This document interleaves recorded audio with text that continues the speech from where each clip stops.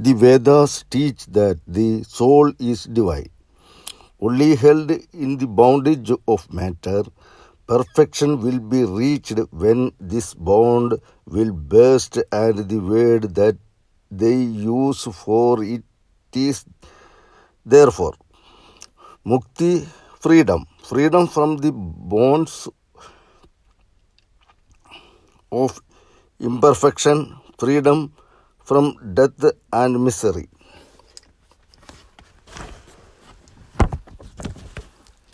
And this bondage can only fall off through the mercy of God. And this mercy comes on the pure. So purity is the condition of His mercy. How does that mercy act? He reveals Himself to the pure heart. The pure and the stainless see God, yeah, even in this life, then and then only all the crookedness of the heart is made straight. Then all doubt ceases. He is no more the freak of terrible law of causation. This is the very center, the very vital conceptions of Hinduism. The Hindu does not want to live upon the words and theories. If there are existence beyond the ordinary senses existence, he wants to come face to face with them. If there is a soul in him which is not matter, if there is an all-merciful universal soul, he will go to him direct. He must see him, and that alone can destroy all doubts. So the best proof a Hindu sage gives about the soul, about the God is, I have seen the soul, I have seen God, and that is the only condition of perfection. The Hindu religion does not consist in struggle and attempts to believe certain doctrines or dogma, but in realizing, root in believing, but in being and becoming. Thus the whole object of their system is by constant struggle to become perfect, to become divine, to reach God and see God. And this reaching God, seeing God, becoming perfect, even as the Father in heaven is perfect, constitutes the religions of the Hindus. And what became of a man when he attained perfection? He lives a life of bliss infinite. He enjoys the infinite and perfect bliss, having obtained the only thing in which man ought to have pleasure, namely God, and the enjoy the bliss with God. So far, all the Hindus are agreed. This is the common religions of all the sects of India. But then perfection is absolute, and the absolute cannot be two or three. It cannot have any qualities. It cannot be an individual. And so when a soul becomes perfect and absolute,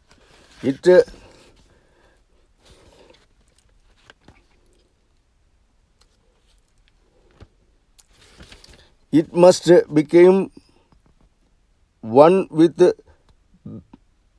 Brahman, and it would only release the Lord as a perfection, the reality of its own nature and existence, the existence, absolute knowledge, absolute, and bliss, absolute. We have often and often read this called the losing of individuality and becoming a stroke or a stone. He just at scares that never felt a wound. I tell you, it is nothing of the kind. If this is happiness to enjoy the consciousness of this small body, it must be greater happiness to enjoy the consciousness of two bodies. The measure of happiness increasing with the consciousness of an increasing number of bodies. The aim, the ultimate of happiness being reached when it would become a universal consciousness. Therefore, to gain this infinite universal individuality, this miserable little person individuality must go. Then alone can death cease. When I am one with life, the alone can misery cease. When I am one with happiness itself, then alone can all errors cease. When I am one with knowledge itself. And this is the necessarily scientific conclusion. Science has proved to me that the physical individuality is a delusion. That really my body is one little continuously changing body in an unbroken ocean of matter, and Advaita, unity, is the necessary conclusions with my other counterpart soul. Science is nothing but the finding of unity. As soon as science would reach perfect unity, it would stop from further progress because it would reach the goal. Thus, Christianity could not progress faster when it would discover one element out of which all others could be made.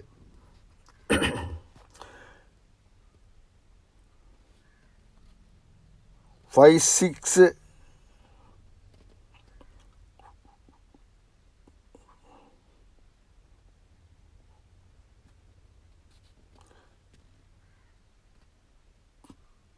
phases, PHYSICS.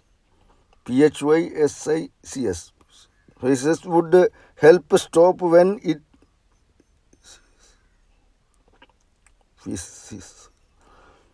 it would be able to fulfill its services in discovering one energy of which all the other are but manifestation, and the science of religions became perfect when it would discover Him who is one life in the universe of death, Him who is the constant basis of an ever-changing world, one who is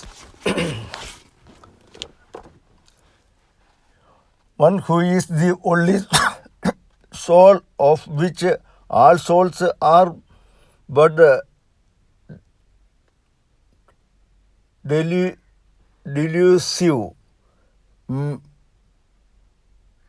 manifestations. Thus is it through multiplicity and duality that the ultimate unity is reached. Religion can go no further, this is the goal of all science. All science is bound to come to the conclusion in the long run. Manifestation and not creation is the word of science today, and the Hindu is only glad that what he has been cherishing in the boom for ages is going to be taught in more forcible language and with further light from the latest conclusions of science.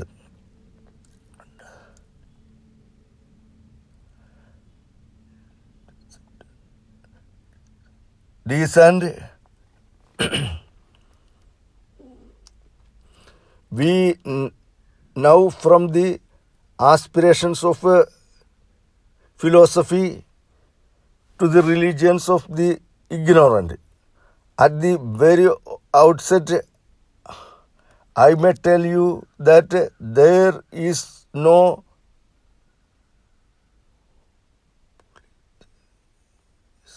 polytheism in India. In every temple, if one stand by and listens, stand by and listens, listens, listens, one will find the worshippers applying all the attributes of God, including omnipresence, to the images. It is only the polytheism or would the same henotheism explain the situation. The rose called by any other name would smell and sweet. Name are not explanations. I remember as a boy hearing a Christian missionary preach to the crowd in India. Among other sweet things he was telling them was that if he gave a blow to their idol with his stick, what could it do? One of the hearers sharply answered, "If I abuse your God, what can he do? You would be punished," said the preacher. "When you die, so my idol would punish you when you die," retorted the Hindu. "The tree is known by its fruits. When I have seen amongst them that are called idolaters, men the like of whom in morality and spirituality and love I have never seen anywhere, I stop and ask myself, can sin beget holiness?" Superstition is a great enemy of man, but bigotry is worse. What do a Christian go to church? Why is the cross holy? Why is the face turned towards the sky in prayers? Why are there so many images in the Catholic Church?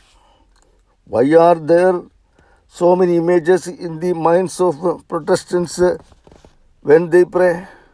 My brethren, we can no more think about anything without a mental image than we can live without breathing.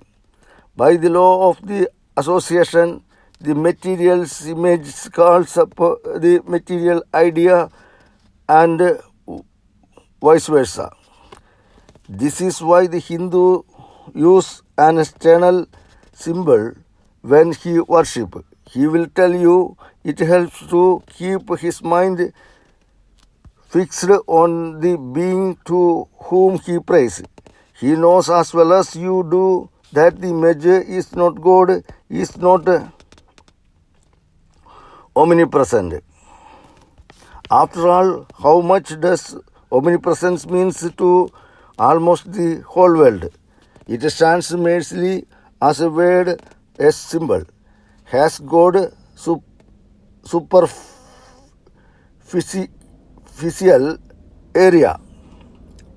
If not, when we repeat the word omnipresent, we think the extended sky or of space, that is all.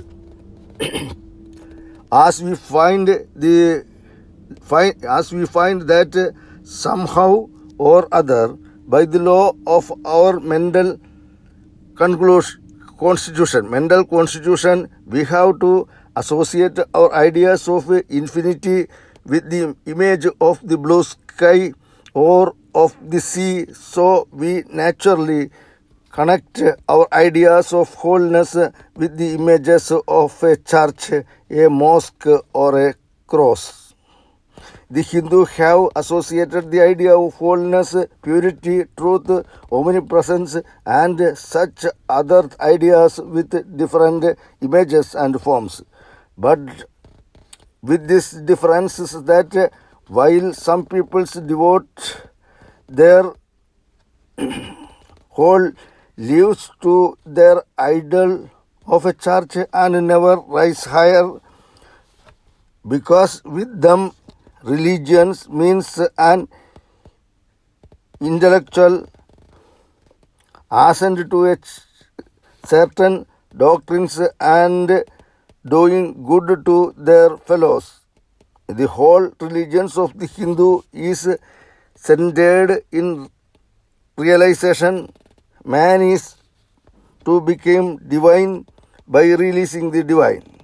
Idols or temples or churches or books are only the supports, the helps of his spiritual childhood, but on and on the must progress. He must not stop anywhere. External worship, material worship, say the scripture, is the lowest stage, struggling to rise high. Mental prayer is the next stage, but the highest stage is when the Lord has been realized. Mark the same earnest man who is kneeling before the idol tells you him the sun cannot express,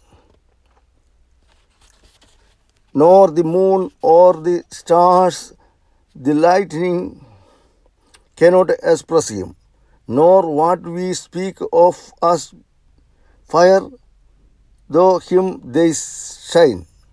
But he does not abuse anyone's idol or call its worship sin. He recognized in it is a necessary stage of life. The child is father of the man. Would it right for an old man to say that childhood is a sin or youth a sin? If a man can realize his divine nature with the help of all image, would it be right to call that a sin? Nor even when he has passed that stage should he call it an error. To the Hindu, man is not traveling from error to truth, but from truth to truth, from lower to higher truth. To him, all the religions from the lowest fetishism, fetishism to the highest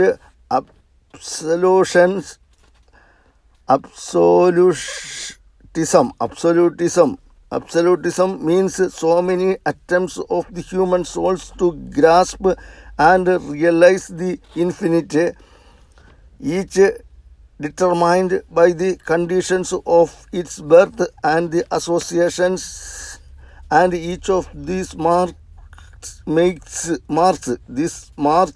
a stage of progress, and every soul is a young eagle soaring higher and higher, gathering more and more strength till it reach the glorious sun.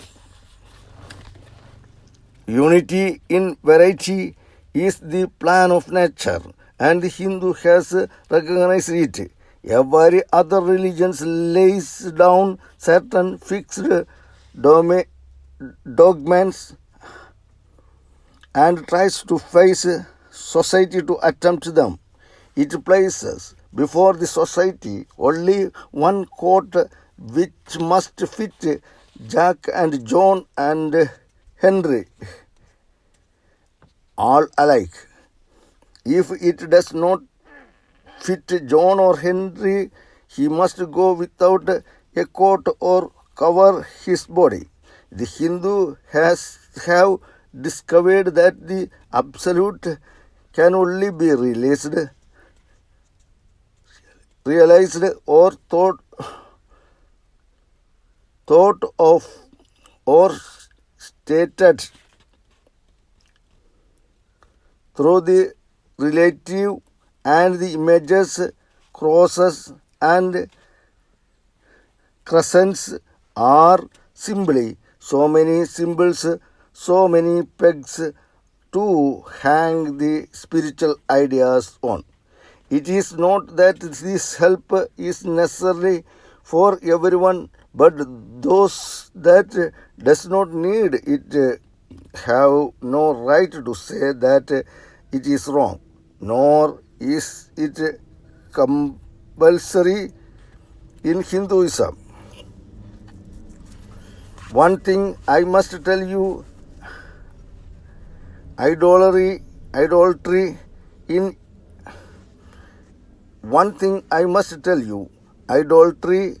India does not mean anything horrible.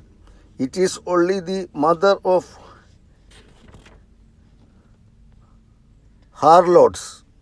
On the other hand, it is the attempt of undeveloped minds to grasp high spiritual truth.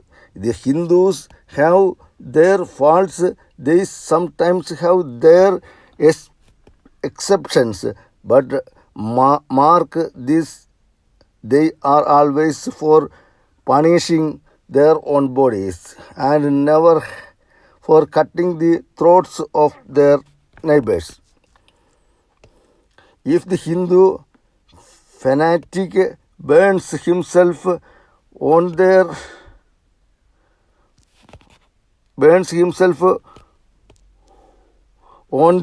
pyre, he never light the fire of inquisitions, and even this cannot be laid at the door of his religions any more than the burning of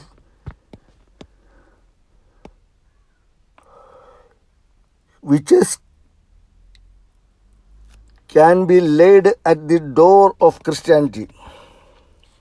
To the Hindu, then the whole world of religions is only a traveling, a coming up of different men and women through various conditions and circumstances to the same goal. Every religion is only evolving a god out of the material man, and the same God is the inspirer of all of them. Why then are there so many contradictions? They are only apparent, says the Hindu. Contradictions come from the same truth adapting itself to the varying circumstances of different natures. It is the same light coming through the glasses of different colors, and these little variations are necessary for the purpose of the adaptation. But in the heart of everything, the same truth reigns. The Lord has declared to the Hindu in his incarnations as Krishna. I am in every religion as the thread through a string of pearls. Wherever thou seest, S-E-E-S-T, seest extraordinary holiness and extraordinary power rising and purifying humanity, know though that I am there. And what has been the result? The challenge the world to find throughout the whole systems of Sanskrit philosophy any such expressions as that the Hindu alone will be saved and not others. Says Vyasa, we find perfect men ever beyond the pale of our caste and creed. One thing more, how then can the Hindu, whose whole fabrics of thought center in God, believes in Buddhism, which is the agnostic, or in Jainism, which is atheistic, A-T-H-E-I-S-T-I-C. The Buddhism or the Jains do not depend upon God, but the whole force of their religions is directed to the great central truth in every religion to involve a God out of man. They have not seen the Father, but they have seen the Son, and he that hath seen the Son hath seen the Father also. This, brethren, is the short sketch of the religious ideas of the Hindu. The Hindu may have failed to carry out all his plans, but if there is ever to be a universal religion, it must be one which will have no location in place or time, which will be the infinite like the God it will preach, and whose sun will shine upon the followers of Krishna and of Christ, on saint and sinners alike, which will not be Brahminic and Buddhistic, Christians or Mohammedans, but the sum total of all these, and still have infinite space for development, which is its Catholicity will embrace in its infinite arms and find a place for every human being, from the lowest groveling savage, not far removed from the brute, to the highest man, towering by the virtues of his head and heart almost above humanity, making society stand in a way of him and doubt his human nature. It will be the religion which will have no place for persecution or intolerance in its polity, which will recognize divinity in every man and woman and whose whole scope, whose whole force will be created in aiding humanity to release its own true divine nature. Offer such a religion, and all the nations will follow you. Ashoka's councils was a council of Buddhist faith. Akbar's throw more to the purpose was only the parlor meeting. It was reserved for America to proclaim to all quarters of the globe that the Lord is in every religion. May he who is the Brahmins of the Hindus, the Hauramasa of the Saurashtrian, the Buddha of the Buddhists, the Joash of the Jews, the Father of Heaven, of the Christians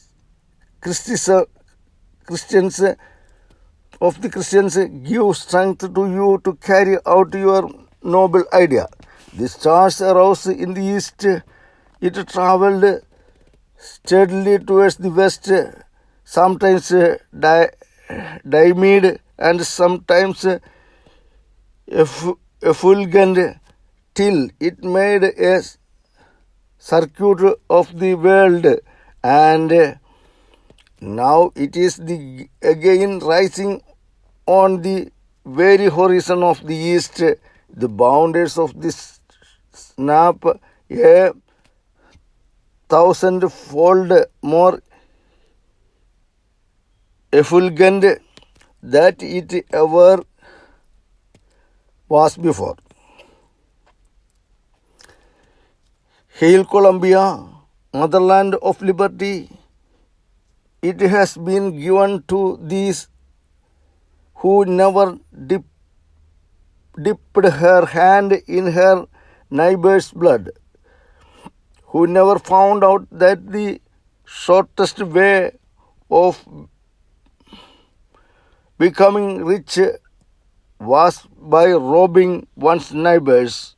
It has been given to thee to march at the vanguard of civilizations with the flag of harmony.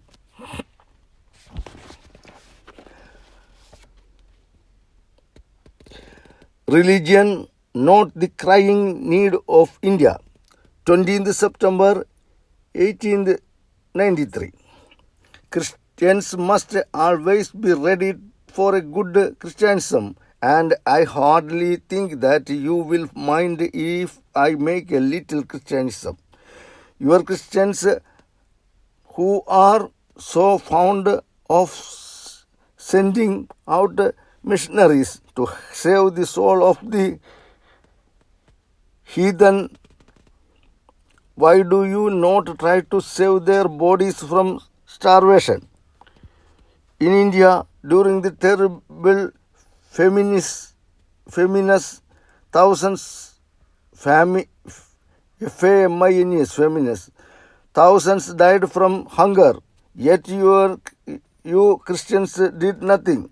You erect churches all through India, but crying evil in the East is not religion. They have religions enough, but it is breed that the suffering millions of burning India cry out for with parched throats. They ask us for bread, but we give them stones. In this, it is an insult to a starving people to offer them religion.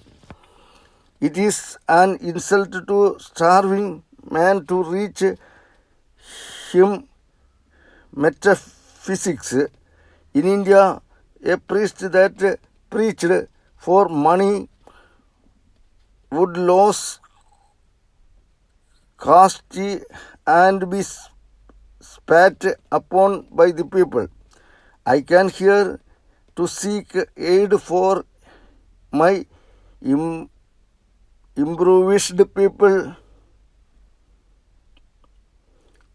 and I fully realized how difficult it was to get help for the heathens from Christians in the Christian land. Buddhism, the fulfillment of Hinduism. At the Parliament of Religions, Buddhism, the fulfillment of Hinduism, 26th September 1893. I am not a Buddhist, as you have heard, and yet I am. If China or Japan or Ceylon follow the teaching of the great master, India worship him as God incarnate on earth. You have just now heard that I am going to criticize Buddhism, but by that I wish you to understand only this. Far be it from me to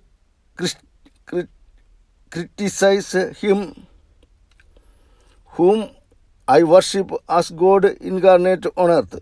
But our views about Buddha are that he was not understood properly by his disciples. The relations between Hinduism, by Hinduism, I mean the religions of the Vedas, and what is called Buddhism at the present day is nearly the same as between the Judaism and Christianity. Jesus Christ was a Jew, and Sakyamuni was a Hindu. The Jews rejected the Jews. Christ may crucified him, and the Hindu have accepted the Sakyamuni as God and worshipped him. But the real difference that we Hindu want to show between the modern Buddhism and what we should understood as the teaching of the Lord Buddha lies the principally in this. Sakyamuni come to preach nothing new. He also, like Jews, come to fulfill and not to destroy.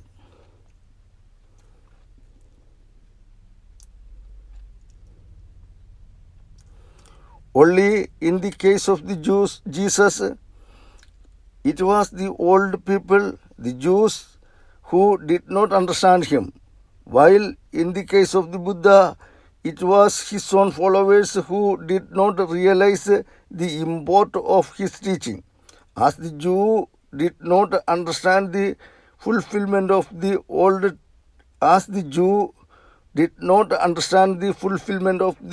Testament, so the Buddhists did not understand the fulfillment of the truth of the Hindu religion.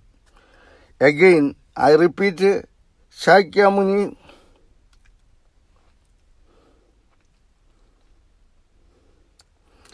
come not to destroy, but he was fulfillment the logical conclusions, the logical developments of the religions of Hindus.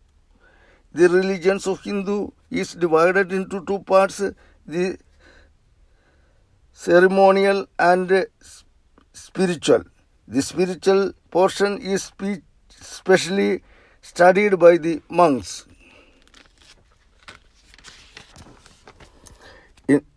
In that there is no caste.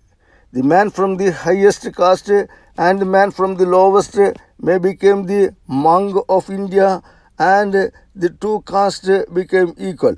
The religion, and there is no caste. Caste is simply social institutions.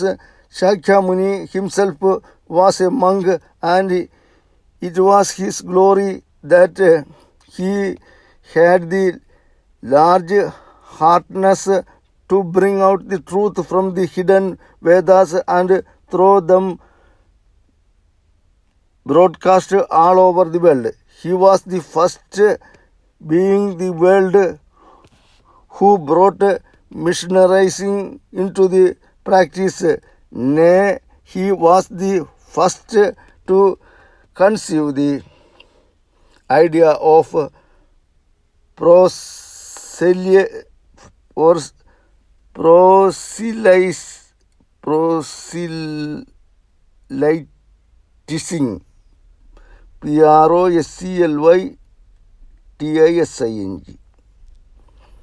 The great glory of the Master lay in his wonderful sympathy for everybody, especially from the ignorant and the poor.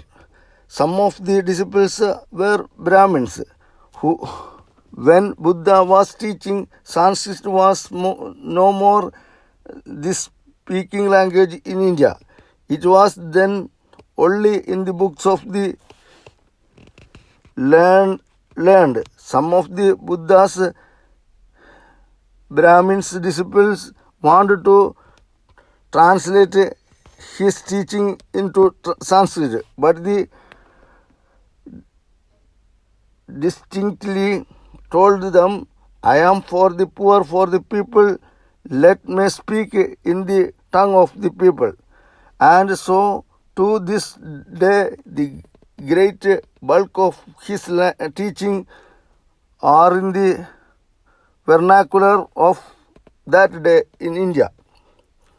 Whatever may be the position of philosophy, whatever may be the position of the metaphysics, so long as there is such a thing as death in the world, so long as there is such a thing as weakness in the human heart, so long as there is a cry going out of the heart of man in his very weakness, there shall be a faith in God.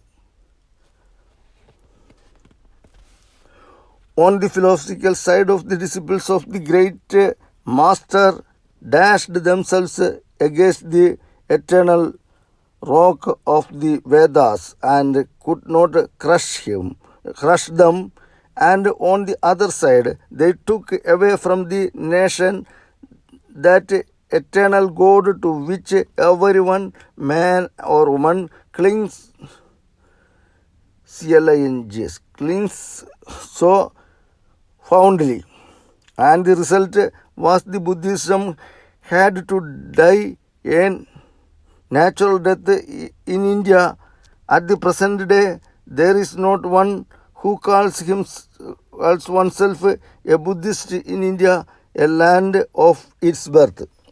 But at the same time, Brahmanism lost some things that reforming zeal, that wonderful sympathy and charity for everybody,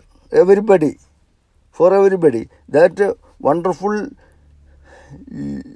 leavens which Buddhism had brought to the masses and which has rendered Indian society so great that Greek historian who wrote about India of the time was led to say that no Hindu was known to tell the untruth and no Hindu woman was known to unchastity. Hinduism cannot live without Buddhism, nor Hinduism cannot live without Buddhism, nor Buddhism without Hinduism. Then realize what the separation has shown to us, that the Buddhists cannot stand without the brain and philosophy of the Brahmins, nor the Brahmins without the hearts of the Buddhists. These separations between the Buddhists and the Brahmins is the case of downfall of India. That is why India is populated by 300 millions of beggars, and that is why India has been the slave of conquerors for the last 1,000 years. Let us then join the wonderful intellect of Brahmins with the heart and noble soul, the wonderful humanizing power of the great master. Addresses at the final session, 27th September 1893.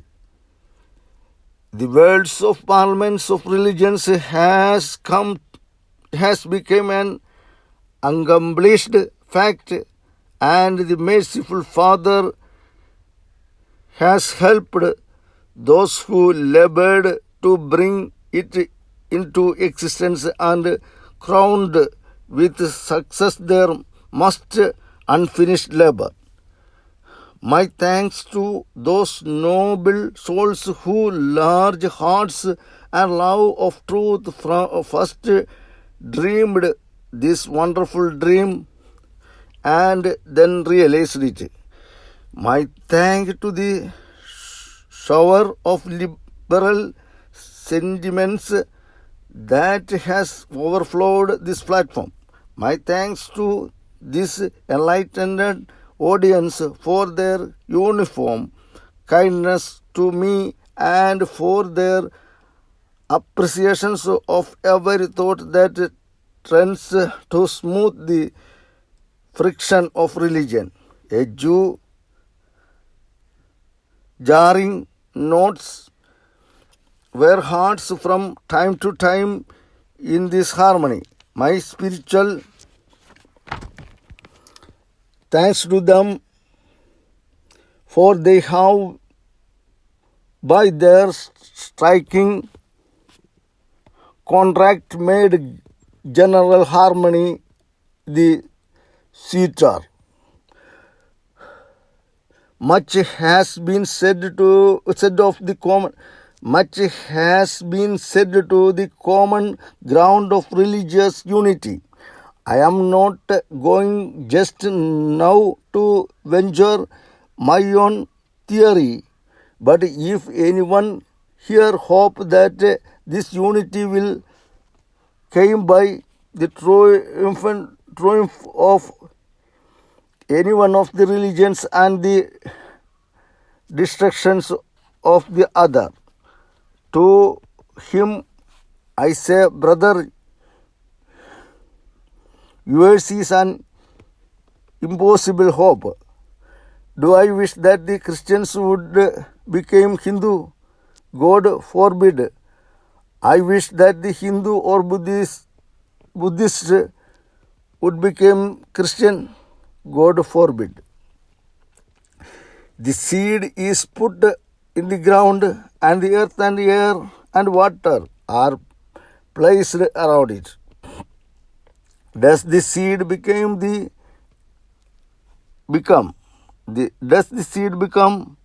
earth or the air or the water? No, it becomes the plant. It develops after the law of its own growth.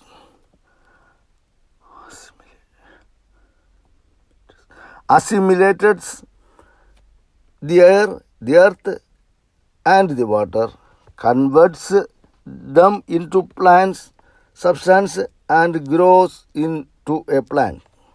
Similar as the same with religion. The Christians is not to become the Hindu or a Buddhist, nor a Hindu or a Buddhist to become Christian. But each must assimilate the spirits of others and yet preserve his individuality and grow according to his own law of growth. If the Parliament of Religions has shown anything to the world, it is this. It has proved to the world that holiness, purity, and chastity are not the exclusive possessions of any church in the world, and every system has produced men and women of the most exalted character. In the face of the evidence, if anybody dreams of the exclusive survival of his own religion and the destructions of the others, I pity him from the bottoms of my heart and point out to him that upon the banner of every religion will soon be written in spirit of resistance, help and not fight, assimilation and not destruction, harmony and peace and not dissension.